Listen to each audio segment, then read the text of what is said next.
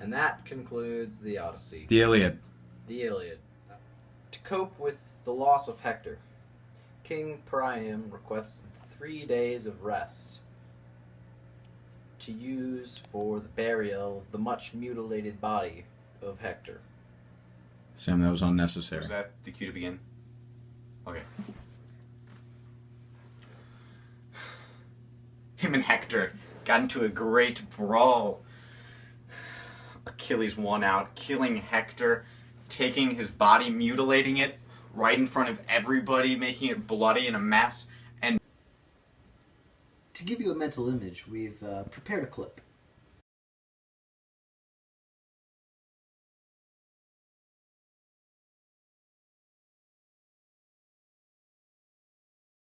and dragging it around the walls of Troy for days and days and days.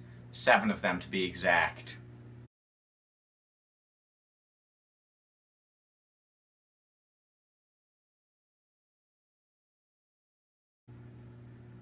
Achilles was so angry that his best friend Patroclus in the battle was slain that he went to his Hephaestus, he got new armor specifically tailored for himself, and he went out to fight Hector himself. Originally believing he had killed Achilles, he took his armor and used it as his own. Due to this, Achilles still didn't exactly agree to fight, but he did give one of his closest friends in the battle, Patroclus' armor, to go out and pretend that Achilles was fighting, to scare all of the Trojans and move them further away from the Greek camp. Patroclus kept fighting, he kept moving through, pushing through enemy lines, and it was completely working. Everybody believed that Achilles was actually out there, until Hector easily slew him. Due to Achilles not agreeing to fight at the beginning, the Trojans gained an early upper hand in the battle. Hi.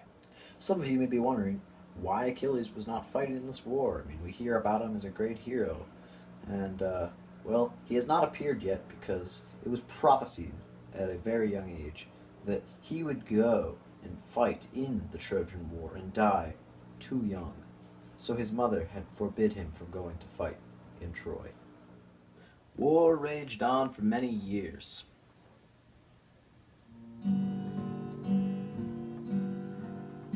Upon arrival, the Greeks stormed the beaches at Troy. Menelaus was, of course, angry, and thus the Greeks set off 1,000 ships to go to Troy and steal Helen back.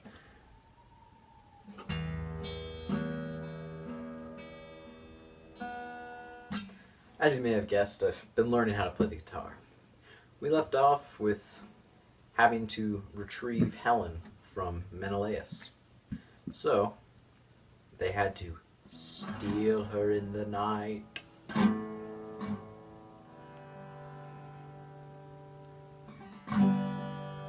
Oh, I didn't see you there. Well, we're back.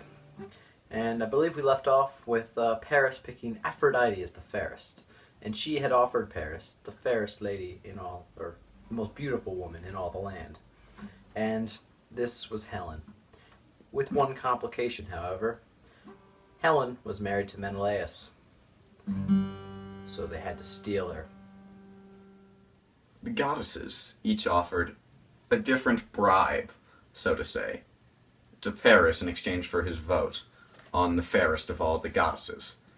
Aphrodite offered the most beautiful woman in all the land. Athena offered skills, and Hera offered all of the land of Europe and Asia. Paris, of course, being a man, accepted Aphrodite, declared her the fairest, because he got in return the most beautiful woman of all the land. Paris, the person, not the place. The goddesses, of course, began arguing over who the apple was actually meant for, which then led them to talk to Zeus for him to decide.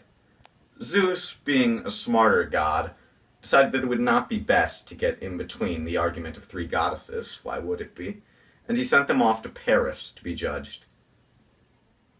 Due to budget cuts, we were forced to hire the second narrator.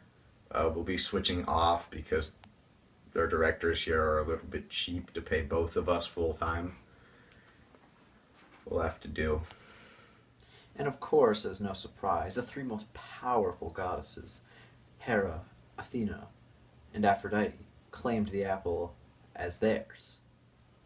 And so, Ares crashed the party, of course, being the only one not invited. Now, Ares arrived with a gift that was thrown into the crowd. An apple, labeled for the fairest. And this was no ordinary apple. It was a golden apple. It all began with the wedding of Peleus and Thetis. All the gods and goddesses were invited to the wedding, except for one, Ares. Thus then did they celebrate the funeral of Hector, tamer of horses. The end. Oh, I didn't see you come in.